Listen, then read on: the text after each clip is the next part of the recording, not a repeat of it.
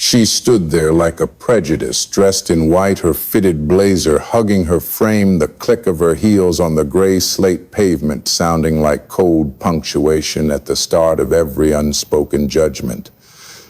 One hand rested on the control panel by the security gate, the other on her hip, as if she had appointed herself gatekeeper of an invisible border. Her short blonde bob sat sharp beneath a pair of sunglasses that were unnecessary in the soft morning light.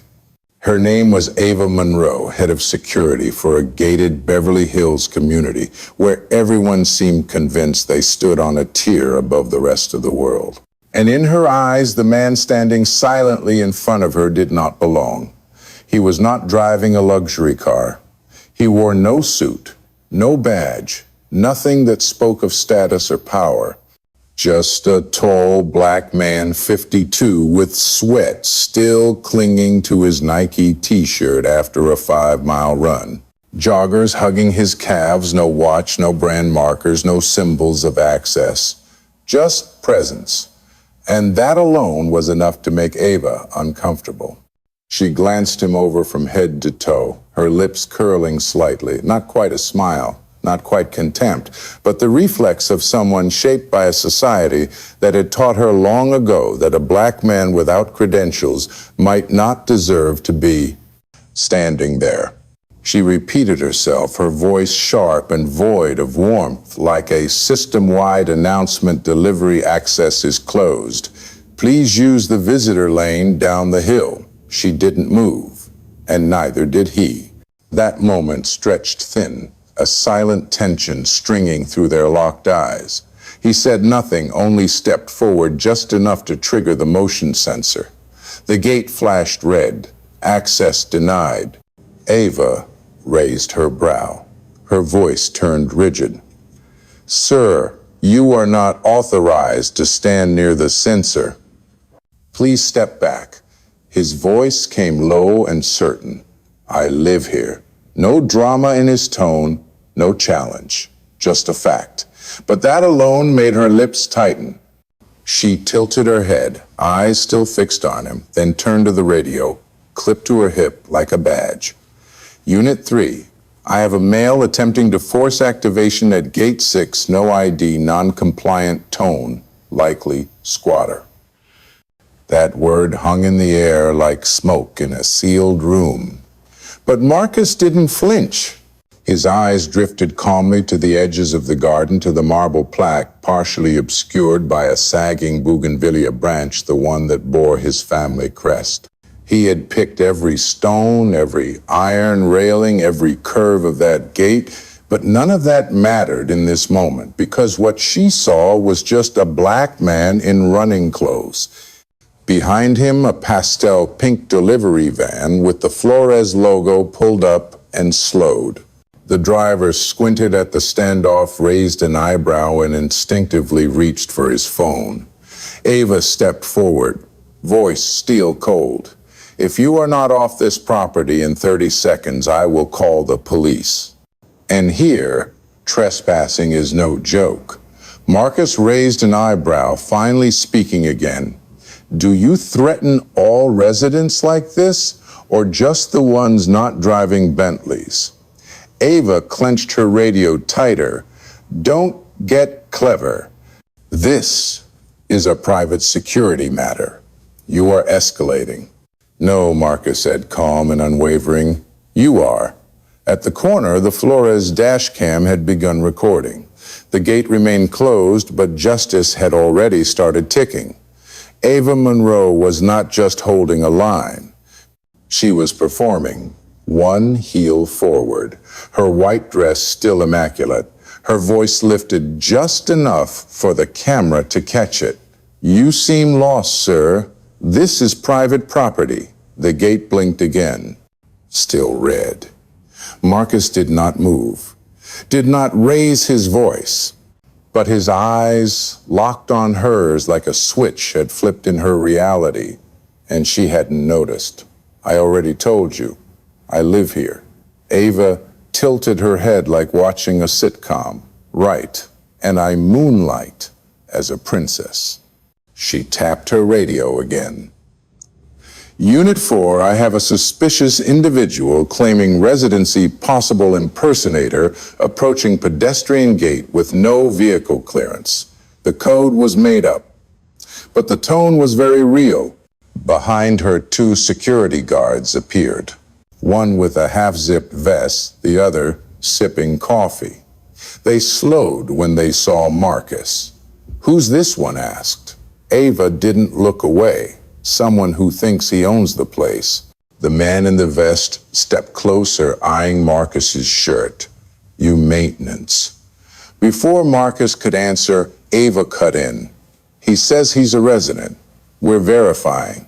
The younger guard offered hesitantly, maybe just ask his name, but Ava shot him a glare and he fell silent. Marcus exhaled, slow and deliberate. "I don't have to prove myself to someone who hasn't earned the right to ask." Ava stepped closer, her voice dropping. "Listen, sir, I don't know what game you're playing, but this isn't one of those viral TikToks. You're not getting famous off me." Marcus gave a half-smile voice even. "Not trying to go viral, trying to make a point." Ava froze. But before she could respond, the Flores driver stepped forward, his tone casual but clear. "I've delivered here before. That's Marcus Hall, right?" Ava snapped her head toward him. "Step back. This does not concern you." But now it did, because the name had been said. Marcus Hall. A name that had graced the covers of Forbes, echoed in tech conferences and leadership forums, but without a suit or a car, it was just noise to those who judged by surface alone. Ava laughed. "Marcus Hall, if you're important, where's your ID, your driver, your credentials?" Marcus said nothing, then slowly reached into the zip pocket near his hip. He pulled out a phone, its screen cracked at the edge, still glistening with sweat. He dialed. "Carla, activate Protocol 7. Unlock access and pull ownership logs on this property." A voice on the other end responded, calm, firm, and final. "Confirm, Mr. Hall. Proceeding now." A soft chime echoed from the control panel as the gate blinked green, like a subtle nod from a system designed to never be wrong. A voice rang out from the overhead speaker, steady, clear, and emotionless yet heavy, like a gavel striking a courtroom bench. Marcus Hall confirmed resident access authorized by Hall Tech operating system, the intelligent security infrastructure he himself had created. No one moved. Even the air seemed to pause for a beat, as if bearing witness to a verdict, interrupting what was supposed to be a regular morning. Ava froze. Her lips parted slightly, but no words came. A flicker of doubt crossed her eyes, not aimed at the system, but at the power she had just lost. Marcus made no attempt to step through. He remained still, his gaze no longer on the gate, but fixed directly on the woman who clung tightly to a position already stripped from her. Ava tried to regain control the only way she knew how. She tilted her head, took a step forward, as if physical proximity could compensate for the truth now laid bare. Her voice remained wrapped in control, despite the automated verification, "You are not authorized to pass without my clearance." She refused to accept that her authority had just been replaced by a digital confirmation. She refused to admit she was wrong. Ava snapped to her radio, her voice rising a notch. "System may have been breached, reporting for internal review, request immediate lockdown." All in one breath, a blatant rejection of the reality now glowing in green before her eyes. The 2 guards behind her exchanged a glance. One furrowed his brow, the other slowly lowered his coffee. Their faces shifted, moving from compliance to hesitation. One leaned in and asked quietly if the system confirmed it, should we let him through. Ava spun around, her glare sharp as frost. If we let him in. And he's lying. Are you going to take the fall?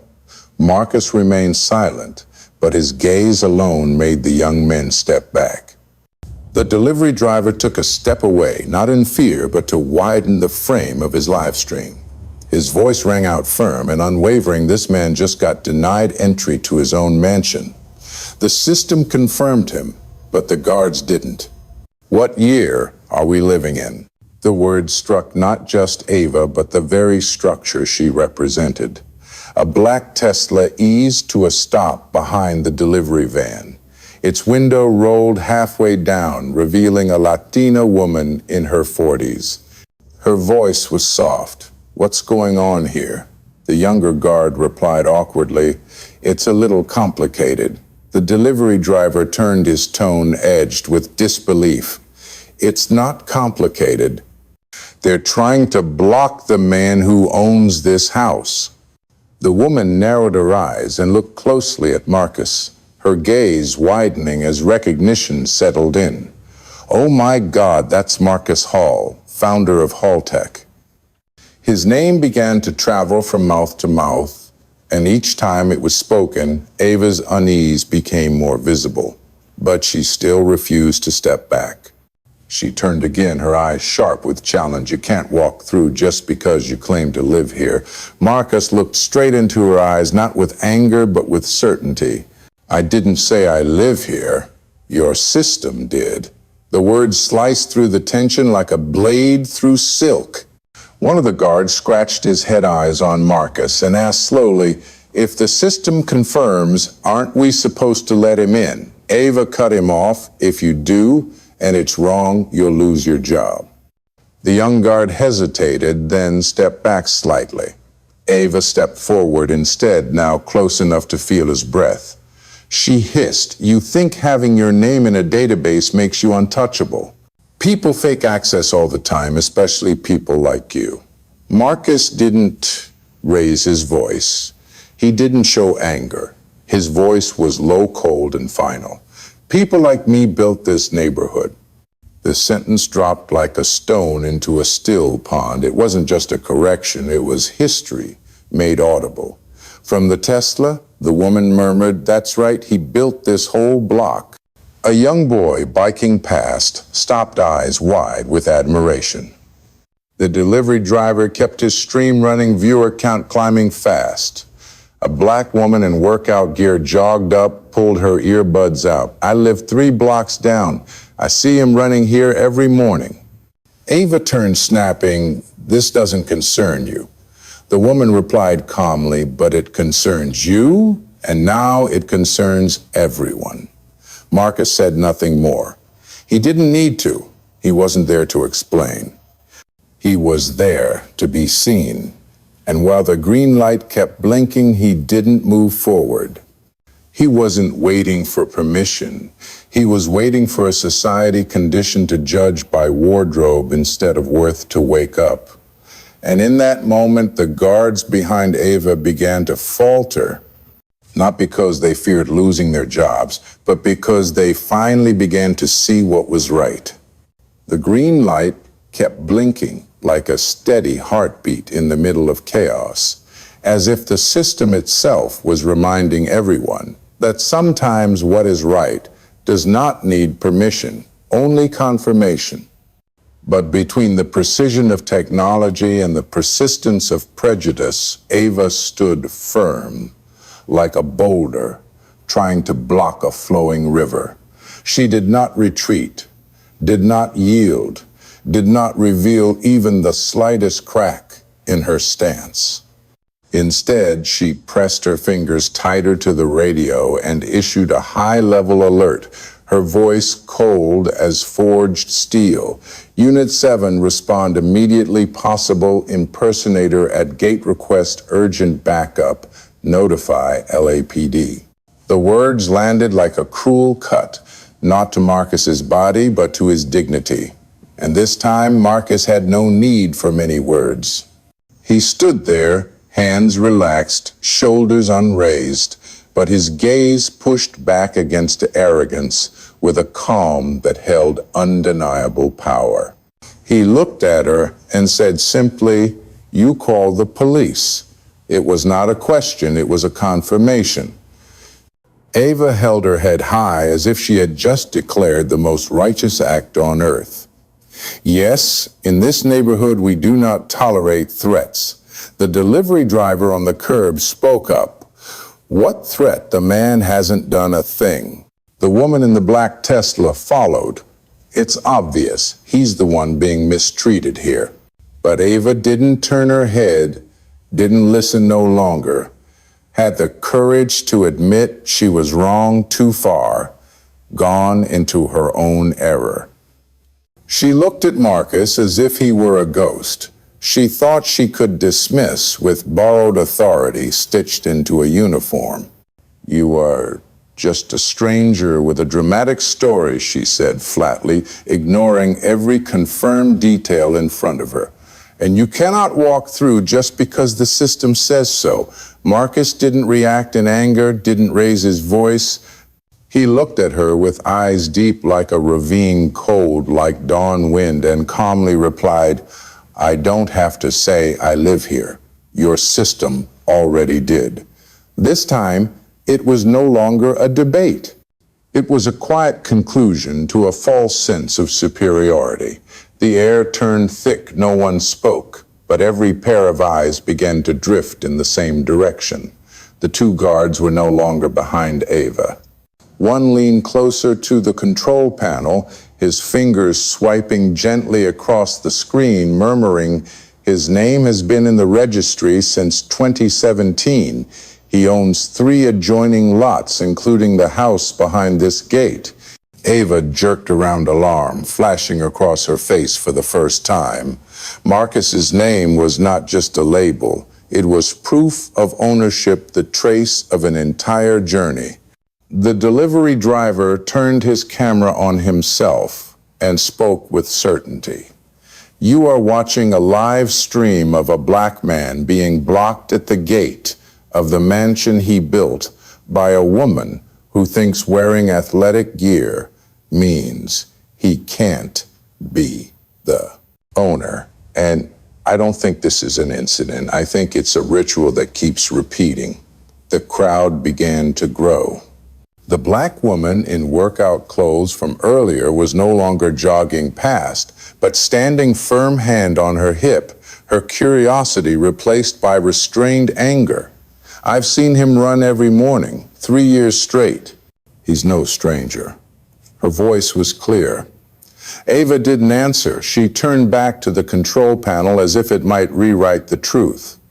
But the light stayed green. And systems don't lie. Marcus didn't move. He didn't need to step forward because he understood what was really unfolding. This was no longer the story of a man and a gate. It was a confrontation between instinctive discrimination and a truth that could not be denied. He didn't move because he no longer had to prove anything. What needed to happen had already happened. He had been seen. The moment had arrived when people began to realize what was right, what was wrong, and who truly belonged where they stood. A young officer in the back whispered, "I think he's right." The other said nothing but took a small step back enough to make clear he was no longer standing with Ava. The woman from the Tesla stepped out of her car phone, still recording, and her voice no longer soft. "This is not about a ban.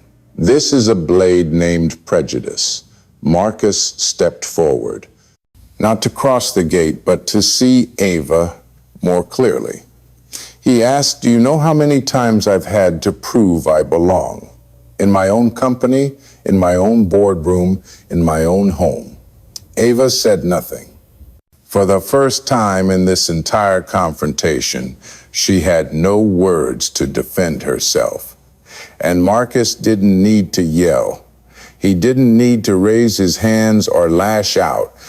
He just had to stand there with the calm of someone shaped by thousands of moments of being overlooked. When Carla's voice came through the speaker, clear and emotionless system, is recording all activity from cameras. Access log has been stored.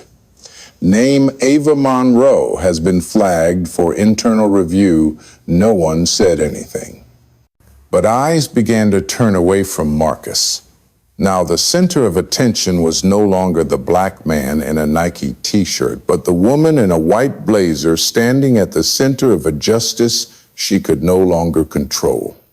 No one called her name. No one asked if she was okay. And no one followed her orders anymore. Because in that moment, real power had shifted. One phone went up, then another, and another. None of them wore suits. None represented legal authority or the media, yet every frame they recorded carried more weight than a signed document. On the small screen was a man who wasn't yelling, wasn't stomping, wasn't waving a business card. He was just standing there, bathed in morning light, surrounded by the wreckage of a prejudice that had just been unmasked. Each word he said, each glance, each second of silence was being recorded not as evidence of an incident, but as a lesson for an entire society. Ava Monroe, who once believed the radio in her hand symbolized supreme authority, was trembling slightly. Not from fear, but because the mask of power was peeling away piece by piece. But she hadn't stepped back yet. The final instinct of someone losing control is to grip tightly onto what they can no longer command. Ava clutched the control panel as if it could shield her from the truth closing in. She lifted her chin, voice raised as if volume alone could rewrite the facts. Regardless of what the system says, I have not verified his identity personally. I still reserve the right to deny access. A young security officer stepped forward cautiously, but no longer with deference. Speaking low to Ava, the House ID matches our internal records, confirm ownership. Since 2017, he owns 3 adjoining lots, including the property behind this gate. Ava snapped her head back, her eyes flaring as if denial alone could make truth disappear. She hissed, "No one enters without my visual confirmation." Marcus looked at her not with anger, but with the same gaze one gives a clock that has long stopped ticking, but still hangs on the wall. He didn't speak, but his silence made everyone lean in closer.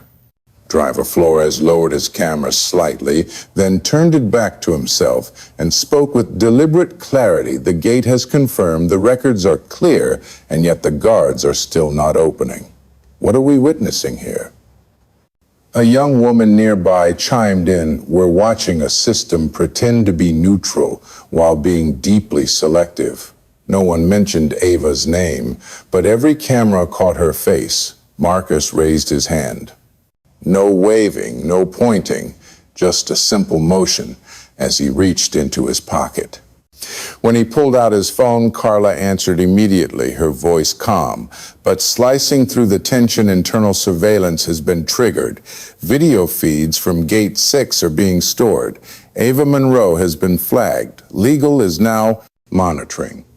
Ava heard every word, but instead of silence, she responded with a faint smirk, trying to cling to the image of someone still in charge. One phone call, she scoffed, "Is that your trick? Anyone can hire a fake assistant." Marcus didn't reply. He didn't need to, because just then the gate emitted a long beep. A voice came from the security system. Access granted official resident Marcus Hall authorization, confirmed by Hall Tech. No one reacted fast enough. Ava froze.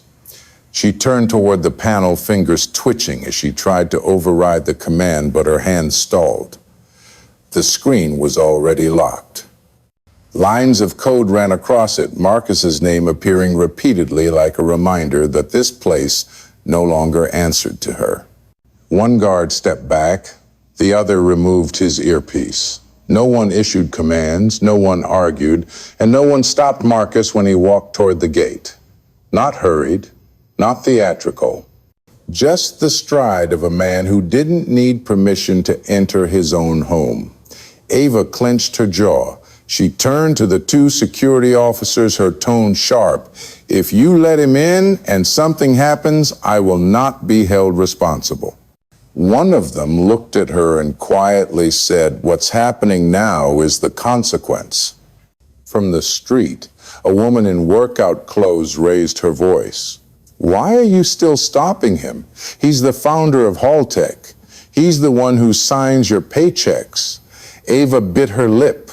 For a second, her eyes lost focus. Then she tightened her grip on the radio. Her voice colder, Unit 7. "I request an independent verification the system may be compromised."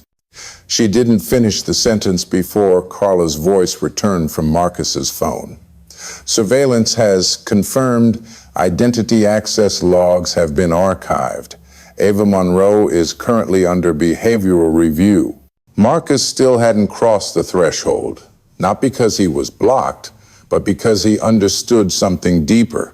Sometimes a step isn't taken to advance, but to force others to see where they truly stand. He said, his voice low but echoing across the courtyard like a verdict. "You think a name in the system is fake, but it's you who is pretending to have authority." Ava gripped the radio tighter. "You cannot strip me of my power." Marcus tilted his head slightly, his eyes not angry, but no longer tolerant. "You never had power. You had a panel and a uniform. And now, neither of them obeys you." In the distance, a car slowed down, the window rolled down, and someone asked a pedestrian what's going on. The pedestrian replied, "They're trying to stop a billionaire from entering his own house."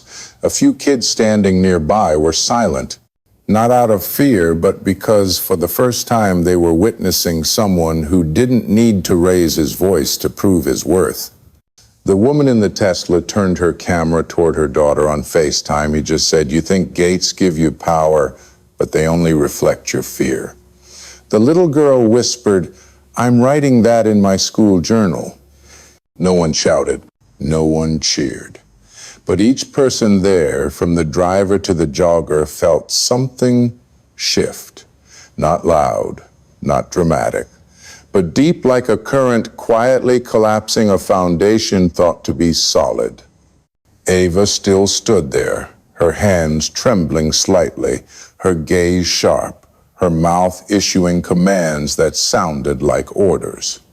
But no one listened anymore. Not because she had lost her voice, but because everyone had already heard enough. No verdict was needed.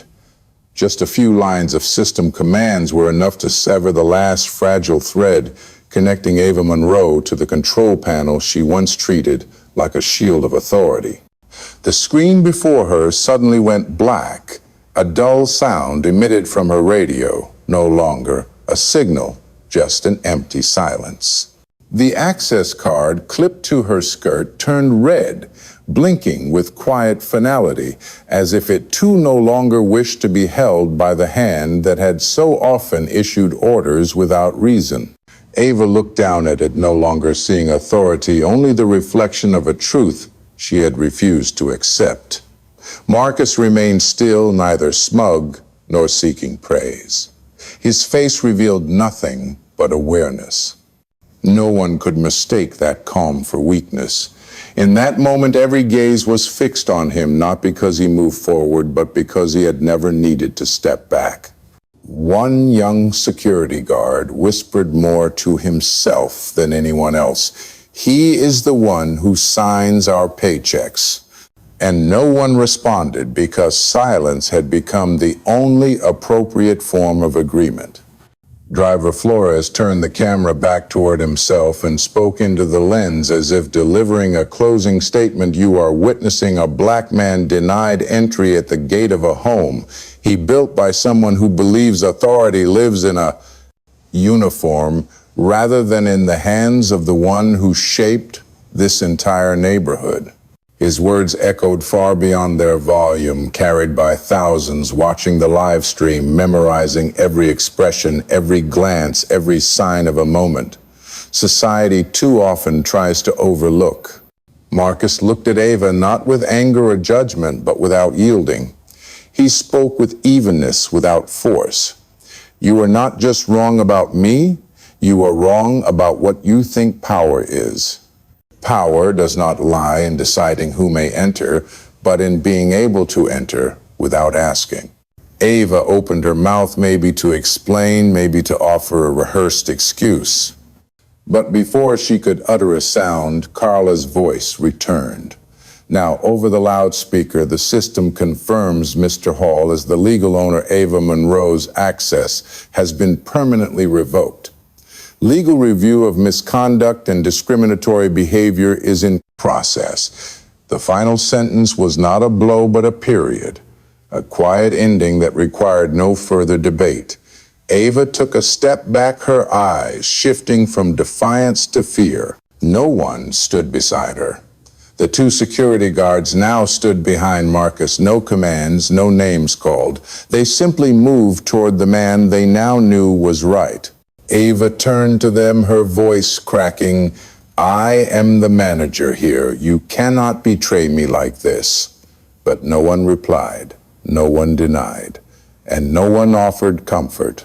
Sometimes silence is the only way to refuse someone who never knew how to listen. Marcus turned, stepping slowly through the gate. Not because he had somewhere to go, but because every step now was a wordless declaration. A gentle wind stirred the leaves, sunlight falling across the pavement like a new curtain drawn over the shifting morning. There was no applause, no soundtrack, only the sound of dignity speaking for itself. From a distance, a woman held her phone high, whispering, "He just walked through without asking." Another voice murmured, "He moved like gravity, followed him, not the other way around." Ava stood frozen, nothing left in her hands but a dead access card and a silent radio. She turned back to the control panel as if it might still rescue her, but it was locked. No password, no interface, only a black screen like the power that had just left her. One guard said gently, "You should step away from the panel. You no longer have access." Ava lifted her head, eyes rimmed red, her voice shaky, but clinging to pride. "You have no right to speak to me like this." But this time the other guard replied clearly, "He owns this place, and the system has recorded everything we want. No part in this mistake anymore." The crowd outside began to disperse, but none walked away without looking back. A woman clutching a yoga mat called from across the street. Wasn't he the one who built the apartment blocks on Leary Street? A man in a baseball cap nodded. "That's him, Marcus Hall, the tech billionaire." Their whispers were no longer questions, but confirmations. And in a world where everyone films and streams, those confirmations became history. Not printed in ink, but carved through witness. Ava turned toward Marcus, now standing by the courtyard fountain. She tried to steady her voice. "Mr. Hall, I didn't mean for things to go this far." He didn't turn around. He didn't react. He spoke without looking at her. "You did everything except listen. You called me a threat before you even asked my name." Ava tried again, like someone drowning, grasping at air. It was protocol. "There have been impersonators. I was just doing my duty." Marcus turned to look at her for the first time since walking through the gate, his voice low and needing no emphasis. "Did I impersonate anyone? Did I lie? Or did I just not match the picture in your head?" Ava fell silent. Not because she understood, but because there was nothing left to say. No one stood with her, not because they hated her, but because they had seen the truth. And once the truth is seen, every excuse becomes meaningless. Carla's voice returned over the speaker, no longer a procedural reminder or a system update, but a quiet indictment wrapped in formal calm. The Internal Security Division has submitted a request to initiate the standard disciplinary process. Do you wish to activate the formal termination protocol for Ava Monroe? No one answered. No one dared to breathe. Ava stepped back, half a pace, her face drained of color, lips pressed tightly, as if the silence of those around her frightened her more than any police siren ever could. She turned to Marcus, her eyes for the first time stripped of defiance, replaced by the fragility of glass already cracked. She said softly, "Mr. Hall, please, I did not think it would go this far." Marcus did not answer immediately. He looked at her, not at the person begging, but at the one who once stood before him with condescension in her gaze, a voice devoid of reason, a decision based solely on the color of skin and the fit of a t-shirt. He spoke slowly, each word striking the cold surface of a gate that had long been shut to trust. "You did everything but listen. You never asked my name, never checked the system, never looked at the file. You looked at my skin and my shirt." Ava tried to speak, her voice caught in her throat. That was because we had incidents. People have impersonated residents before I was following protocol. Marcus tilted his head slightly, his gaze steady. "Then tell me, did I impersonate anyone? Did I lie, or did I simply not look like the kind of person you imagined could live here?" The courtyard was silent. Not out of fear, but because everyone understood this was no longer a conversation between a security employee and a resident. This was society holding up a mirror to itself. Carla returned again, her voice even and unfeeling. "Mr. Hall, the system is ready to execute a full revocation of Ava Monroe's access across all platforms, including gates, buildings, data systems, and internal communications." He did not turn around, did not pause. The reply came with the precision of someone far too familiar with being left out. "Proceed." A soft sound echoed from the control panel, like the exhale of a system finally freed from a silent flaw. Code began to run. Ava Monroe's name disappeared from the access list. Every security clearance, every command she once held vanished. The access card on her chest blinked red, then went dark. The radio emitted a muted beep, then silence. Ava pressed the control panel again, striking it harder. No response. She shook her head, trying one last time, but every digital door had already closed. Not because someone pushed her out, but because the system itself had chosen not to recognize her anymore. Marcus turned to face her, no longer separated by power or metal bars. Just a man looking directly at the person who once believed she had the right to erase his presence. He said, his voice steady and deep, "You did not just misjudge me. You chose not to see me. Because I was not wearing a suit, not driving a luxury car, not offering credentials you assumed I did not belong. You dismissed me with your eyes. And now you see, dismissing someone does not make them disappear. It only makes the truth stand out even more." Applause rose from beyond the gate. One person, then two, then a growing crowd. Not out of triumph, but because they needed to show they were witnessing something right. Ava stood still, unsure where to turn, where to hide, what to hold on to, in a moment where she no longer held the center. A security guard approached her gently. "You should step away from the control panel. This no longer concerns you." Ava looked up like someone waking from a long dream, her voice barely a whisper. I have worked here 5 years. You cannot erase me for one mistake. Marcus did not respond, but the system already had. Carla's voice came one final time, spreading across the speaker network. The system has completed the deletion of Ava Monroe's access credentials. Gates will now reject all related ID codes. High-level authority has been reassigned to the official resident security staff are to update all interaction protocols to match the new standard. There was nothing more to say. Ava turned, walking slowly, as though retreating from a battlefield she once mistook for a fortress. Her access card still clipped to her shirt, now just a piece of useless plastic. No one stopped her. No one spoke. Because everything she needed to hear had already been said. And everything the world needed to see had already been seen. This was not revenge. It was restoration. A quiet correction of what had been wrongly ordered.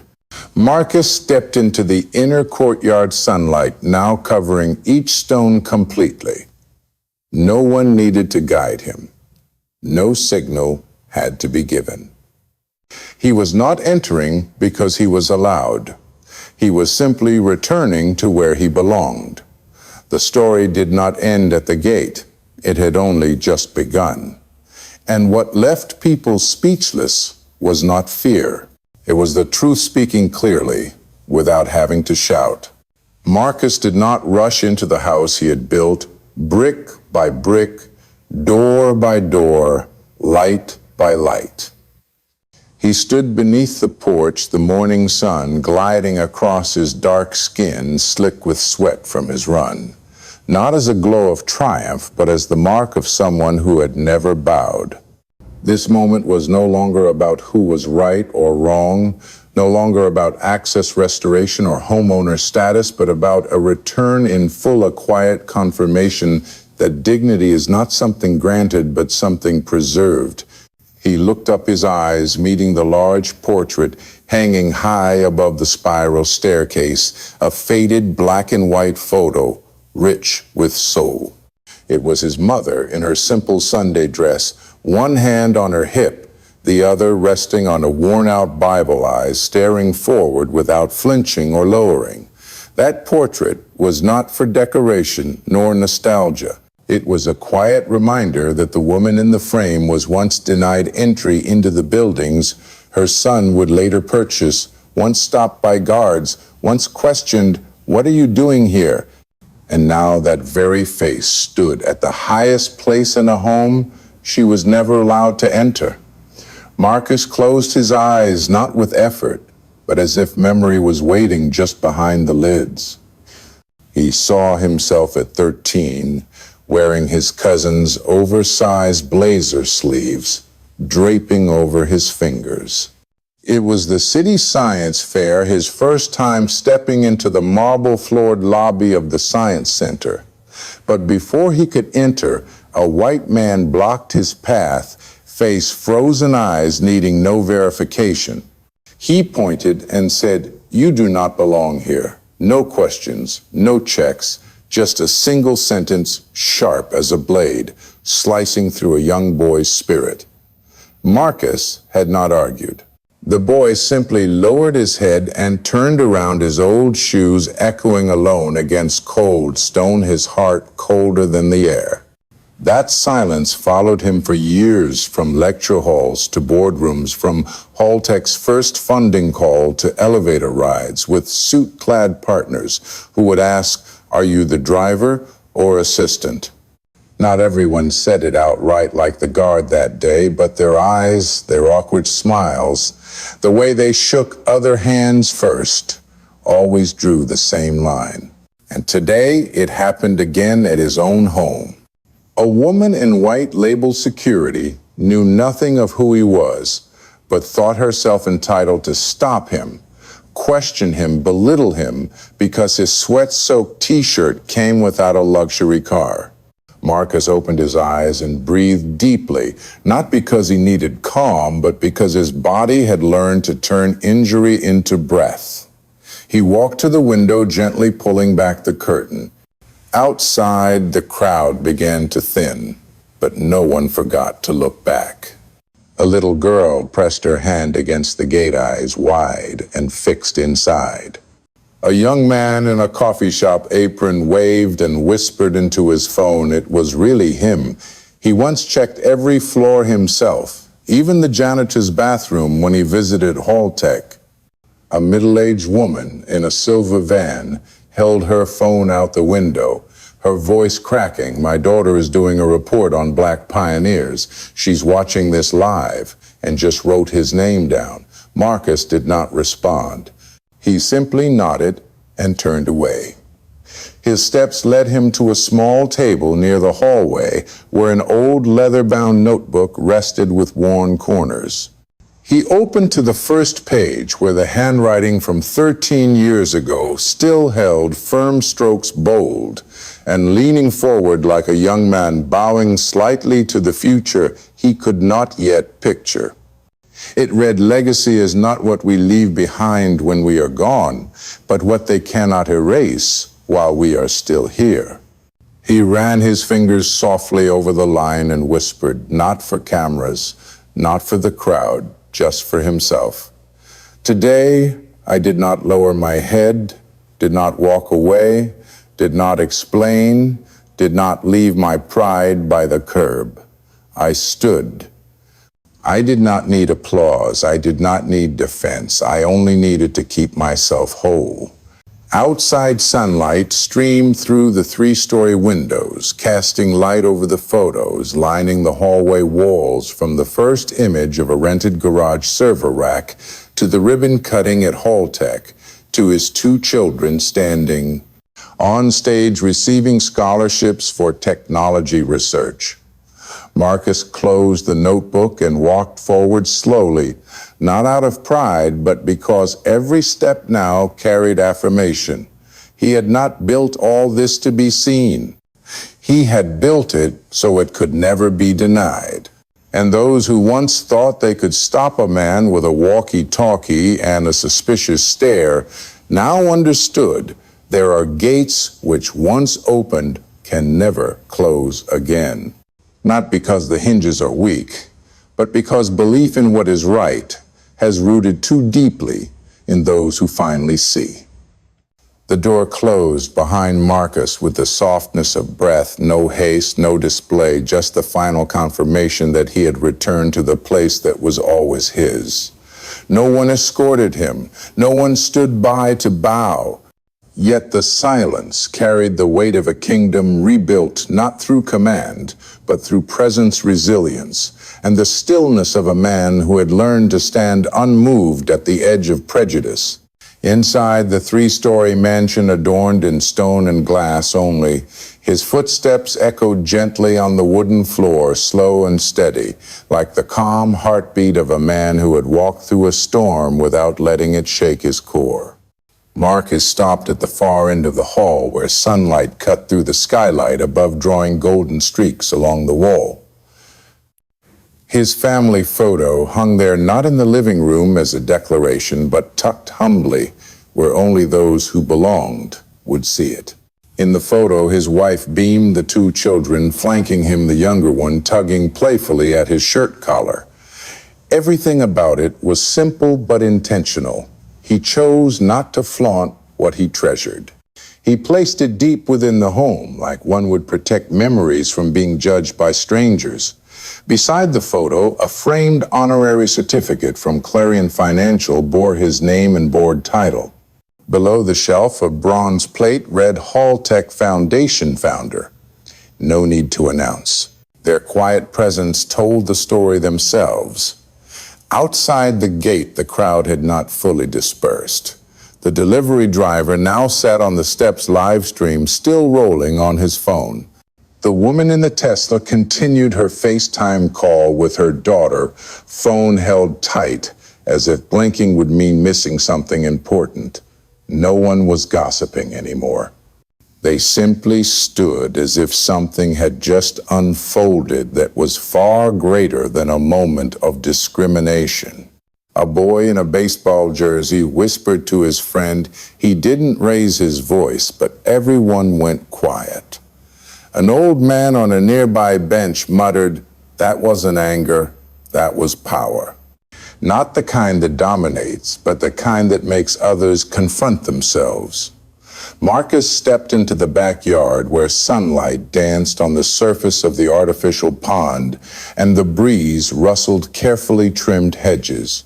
He paused by a wooden bench near the vine-covered fence, the spot where he usually read the news over tea on weekend mornings. He no longer needed to prove ownership to anyone.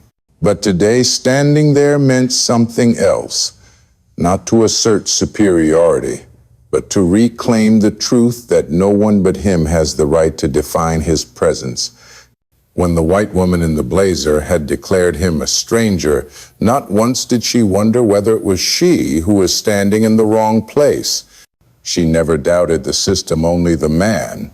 And the consequence was not merely a job lost, but the loss of faith in her own ability to distinguish right from wrong. A local reporter appeared at the entrance. A young woman, notebook still in hand, eyes bright yet respectfully distant. She called out gently, "Mr. Hall, may I ask just one question?" Marcus nodded. She stepped closer, but kept her respectful space. She asked, "How did you remain calm when treated as if you had no worth?" Marcus didn't answer immediately. His gaze wandered to the still pond, then returned. "Every time I'm looked down on, I learn something about the person doing it. And every time I stay calm, I remember that storms don't shake foundations, they only test their strength. No emotional swell, no tragic music played. Yet the reporter stood frozen for a beat. She nodded not just as a journalist, but as someone who had just heard something to carry in her own life. A little girl behind the gate caught the exchange, turned to her mother and said, "I'm going to write that in my journal." The mother said nothing, only tightened her grip around the child's hand. A middle-aged man whispered to his son, "Did you see he didn't need to shout to be heard?" Marcus left the garden and passed the glass corridor leading to his office. He sat at the desk and opened his laptop. A notification appeared from the Westridge estate system, where he was a major shareholder. Carla displayed an internal bulletin. The board had unanimously revoked Ava Monroe's access and title. The violation stated obstruction of legal resident abuse of authority and discriminatory conduct. Marcus read each line with no expression. He clicked confirm and closed the window. Outside, the sun had tilted westward, casting long streaks of light across the polished wood floor, as if time itself was bowing to a man who had walked his path unwaveringly. He pulled a small slip of paper from the drawer where he kept quotes for his talks with students and young entrepreneurs. The words were printed bold, not some hollow philosophy, but a truth he had lived. They did not try to stop me because they knew who I was. They stopped me because they didn't. And that is why I built all of this. He placed the paper back, then rose and walked toward the stairs. There was nothing left to prove, no one else to convince. Because today, it wasn't silence that was broken. It was presence that had been redefined. Marcus Hall did not simply walk through a gate. He crossed the invisible boundary that had defined his life. And he did so without shouting, without fists, without permission. Because some people, when they walk through a threshold, bring not just their footsteps, but the very foundation of justice with them. And they do not ask if they may. They walk because they have always known they can.